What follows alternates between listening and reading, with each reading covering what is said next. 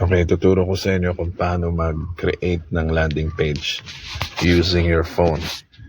Gagawin mo, hanapin mo lang yung browser ng phone mo. Itong sa akin ay Chrome, no? Open ko yan. Gagawa ako ng URL, no? Ita-type ko yung URL dito, livegood.contact. livegood.contact, and then yung username ko. Ayan, G1001. And then go. So, lalabas dyan yung website ko, no? So, pwede mo ring i-edit yung name dito, yung username dyan, kung sino ang gustong pumasok dito sa website. Ay actually lalabas ang kanyang picture, no? Kung meron ka nang na-create na replicated website, lalabas ang picture mo dyan. So, balik tayo dito sa akin. Ayan, bali, papasok tayo sa loob ng website. I-click ko lang itong green button. So, yan yung website natin, no? Hindi pa ito yung landing page. Dito sa website, ito yung pinaka first page na makikita nila. Meron tayong Tagalog. Meron tayong English, no? Ayan yung intro video natin about Live Good. So, dito sa baba, kunwari, wala ka pang website, no?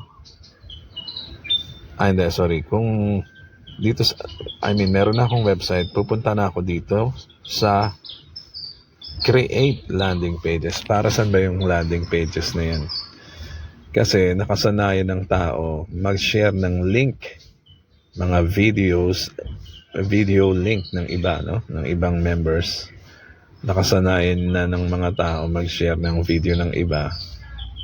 Kaya ang nangyayari, yung mga nakakakita ng video, kadalasan dun pumupunta sa may-ari ng video, no? Imbes na sa'yo mapunta yung tao o yung prospect, ay napupunta sa iba. So, ang purpose nitong landing page mo ay pwede mong gamitin yung video ng iba, ng ka-member mo o ng upline mo, at dito mo ilalagay, dito mo i-create sa landing page ang video, no? So, para mas safe para sa iyo mapunta yung prospect, no? Yung makakakita ng shinare mong video. So, paano ba mag-create? Ayan, click mo lang yan. Type mo dyan yung username mo and password. Ayan yung username pala, nandyan na. O, yun, naka-enter na ako, no? Ngayon, pupunta ako sa YouTube. Tayo sa YouTube. Sabi yung YouTube natin. Ito. Ayan. Tapos, kukunin ko yung, kunwari, ito yung gusto ko, no? How to present Live Good in 6 minutes. Share, and then copy link. Punta tayo ulit dito sa landing page creator. By the way, ito yung mga create ng ibang members. So, ayan.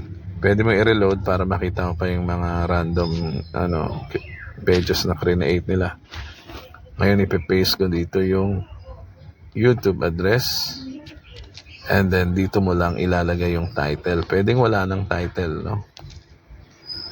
Pwedeng walang title o pwedeng gawan mo ng sarili mong title. So, ito, i-create ko na. Instantly, meron ka ng landing page. O, di ba? So, imbis na i-share mo yan as link,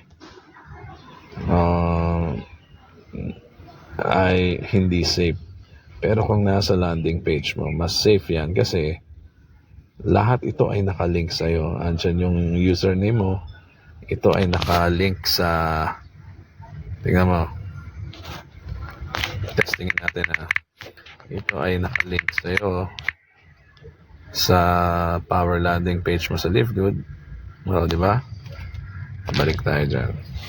So, hindi makukuha ng ibang tao yung makakakita ng video na shinare mo. So, yan. Bali, para i-share mo naman itong landing page na ginawa mo, actually, wala pang 30 seconds, nakagawa ka na, no? Andali. Para i-share mo yan, i-copy, dahil wala ka naman heading or title, copy mo yung short link. Ayan, oh. Ayan. So, pag na-copy mo na yan, pwede mo na i-paste sa wall mo or sa messenger. So, sarili mong link ang isi-share mo, hindi link ng ibang tao na potentially makuha nila yung makakakita ng video. Ito, kahit hindi yung sa'yo yung video, kahit pa si upline na nandyan sa picture, pag clinic nila yung picture na yan, sa'yo pa rin pupunta, sa landing page mo pa rin pupunta. Okay? Testing natin. Click natin yung picture. Yan. Papunta pa rin yan sa Live Good mo, no? Hindi sa YouTube channel ng may-ari ng video. So, ganyan ka-safe ang mag-create ng landing page. Okay, yan lang muna. Salamat po. Ito po si Edgy Garcia.